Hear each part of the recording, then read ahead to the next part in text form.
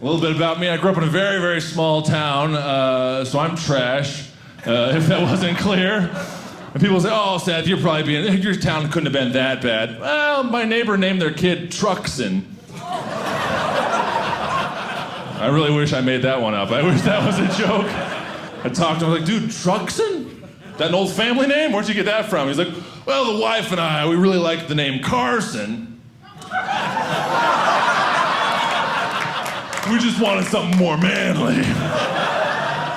I see. I don't really know what I'm going to accomplish in my life, but I know I can die happy if Truxon grows up to drive a Prius like that.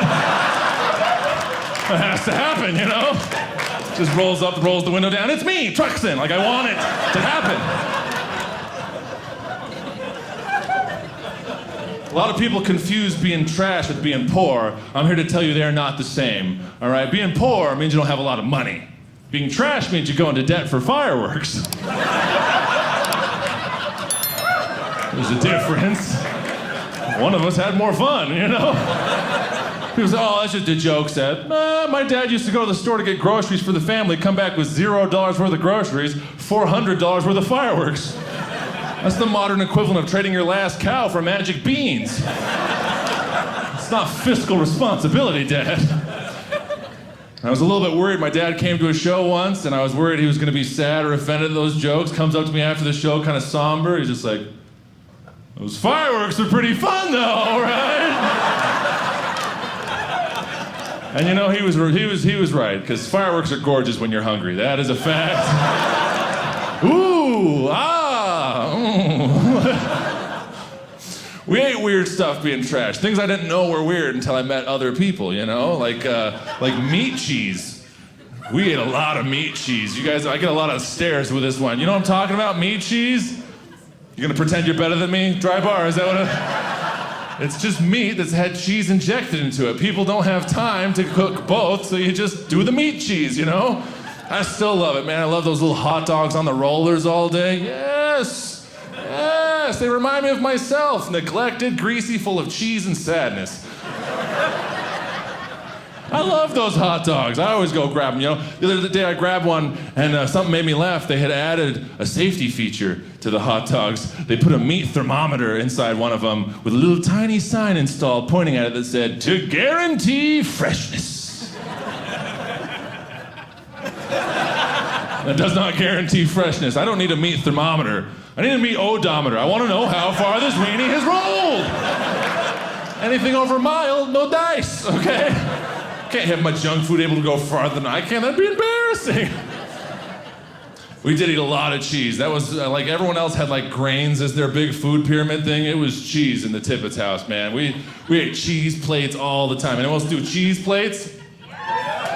Where you take a handful of shredded cheese and sprinkle on a plate and microwave it and eat it with a fork? That's the... Are we all talking about the same cheese plate here? Okay, we got some horrified looks and we got some of my people, okay? Ain't nothing wrong with it. That's the thing. Cheese plate was already a term for classy people, and I didn't know that until I went on a date with a classy girl.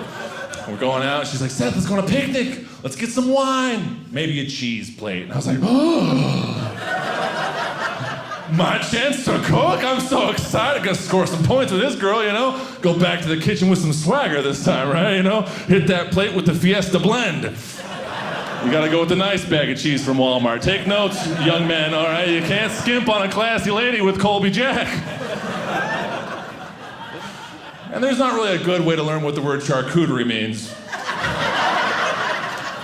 But that's how I learned, you know? I was like, "Your cheese plate, madame." And she's just like, "I meant a charcuterie board, you Neanderthal." I was like, "Charcuterie? That sounds French. I think you're thinking of a European cheese plate. This is an American cheese plate right here."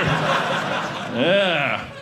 Well, like I said, being trash, it really didn't have much to do with money, you know, because that's the thing. You add money to a poor person, you no longer have a poor person. You add money to a trash person, you got a trash person that owns a tiger, or they buy an amusement park just for them, or they Michael Jackson's bones. Like, they're not investing the money. And that's the thing, my dad was self-employed growing up, so we had some pretty big dips in income. You know, his best year ever, $200,000. His worst year, $19,000. Now, a normal family would have like, I don't know, savings or something to weather that storm. But that $200,000, that was a lot of fireworks that year. That was a good year. I went blind that year, it was great. But it was interesting, you know, because we were just kind of riding this rich kid, poor kid roller coaster all grown up, you know. You get Lucky Charms, Marshmallow Mateys, Kool-Aid, Flavor Aid, Fiesta Blend, Kraft Singles, you know, like, it's not good. And my parents, they had to get creative on those bad years, you know, especially Christmas time rolling around. My parents would lie to me all the time. Like, I think it's normal to lie to your kids a little bit. Round of applause, you lie to your kids. Well, some of you were a little too enthusiastic about that. I don't know if we should be calling old Child Protective Services. Nah, man, people, you know, Christmas rolls around, you start telling your kids a story about Santa Claus, that's fine, right? Christmas time would roll around in my house, and my dad started telling us we were Jewish.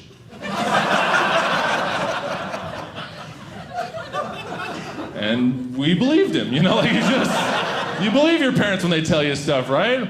And we believed him until we fact-checked him, you know. You take the DNA test nowadays, you can't lie to your kids nowadays, we got too much technology. It came back 8%, I'm 8% Jewish.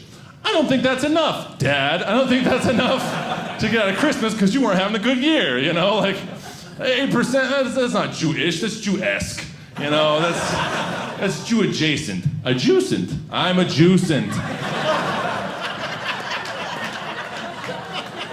And after we learned how Jewish we were, you know, like it cleared up some things in retrospect, you know, hindsight's 20/20. Like my dad named me Seth. That's a traditionally Jewish name. But he named my younger brother Christian, which felt like a bit of an afterlife hedge. You know, you're like not really sure how things gonna work out. Let's just play both sides a little bit, you know? I'm pretty convinced if we had another brother, he would have been named Mohammed, you know, just to cover those Abrahamic bases, right? At least if we had that brother, it would have made sense why we never had a family depiction. Anyway.